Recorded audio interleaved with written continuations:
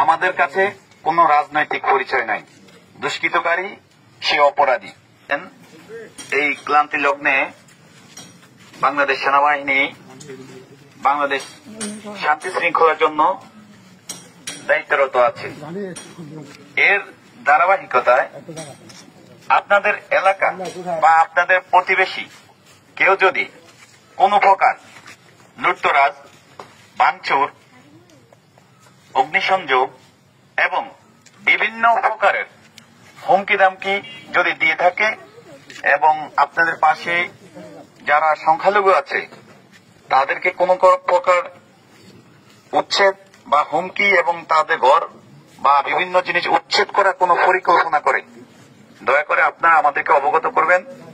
আমরা সোনাগাজী মডেল থানায় আছি এবং আমরা ইনশাআল্লাহ প্রশাসনের সহায়তায় আমরা আপনাদেরকে সর্বাত্মক সহযোগিতা করব।